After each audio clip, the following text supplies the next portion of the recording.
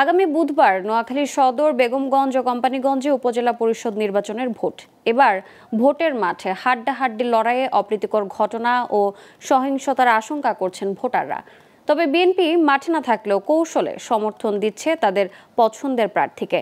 প্রার্থীরাও একে অপরের বিরুদ্ধে করছেন পাল্টাপাল্টি অভিযোগ, পাশাপাশি ভোটারদের দিচ্ছেন উন্নয়নের প্রতিশ্রুতি। এদিকে যে কোনো অনাকাঙ্ক্ষিত ঘটনা এড়াতে সব ধরনের প্রস্তুতি নেওয়া হয়েছে বলে জানান জেলা নির্বাচন কর্মকর্তা। নোয়াখালী থেকে আবু রায়হান সরকারের তথ্যচিত্রে ডেস্ক রিপোর্ট।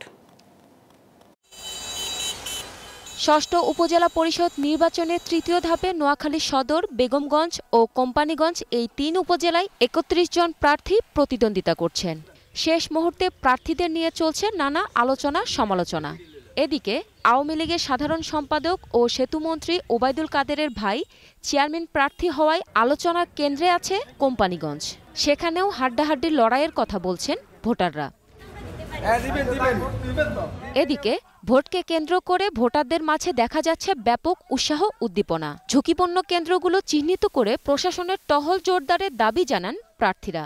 ভোটাররা বলছেন, নির্বাচন অবাধ ও সুষ্ঠু হলে মার্কা দেখে নয়, যোগ্য প্রার্থীকে ভোট দিবেন তারা। সুষ্ঠুভাবে যে ভোট হয় আমরা এটা চাই, সুষ্ঠুভাবে যে আমরা ভোট দিতে পারি আমরা এটা চাই। প্রশাসনের কাছে আমরা এই দাবি, এবং আমাদের ভোট আমরা দিব, যাকে খুশি তাকে দিব, যোগ্য প্রার্থী বেছে নিব আমরা। উন্নয়নের নানা প্রতিশ্রুতি দিয়ে চলছে প্রার্থীরা।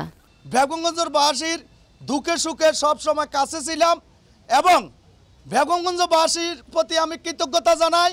তরুণ সমাজ অন্তত যদি সকলে মিলে একসাথে একটা কাজ করি, অন্তত আমরা তরুণেরা সব জায়গা থেকে সদর উপজেলা পরিষদের তরুণরা জেগে উঠেছে। স্মার্ট উপজেলা পরিষদ গড়তে শেষ সময়েও ভোটারদের দাঁড়ে দাঁড়িয়ে গিয়েছেন প্রার্থীরা।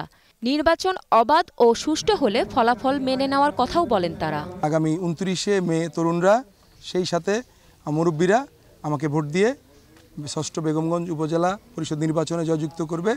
উপজেলা পরিষদে যদি আমি নির্বাচিত হই, ইনশাআল্লাহ আমি সহায়কভাবে কাজ করব। আমি কিছু সার্ভিস দিব, গর্ভবতী মায়েদেরকে অ্যাম্বুলেন্সের ব্যবস্থা করে দিব, কিশোর গ্যাং নিধনে আমি সর্বদা কাজ করে যাব।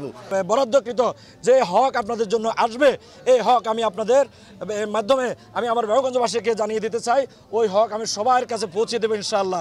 সহিংসতা এড়াতে সর্বোচ্চ সতর্কতার সাথে সব প্রস্তুতি সম্পন্ন হয়েছে বলে জানান নোয়াখালী জেলা নির্বাচন কর্মকর্তা।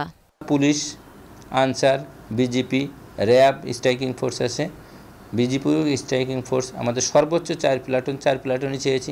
এরপরেও যদি অতিরিক্ত আরও লাগে আরও নিব। নির্বাচন আমরা ফ্রি ফেয়ার করবো ইনশাআল্লাহ। Global television news desk.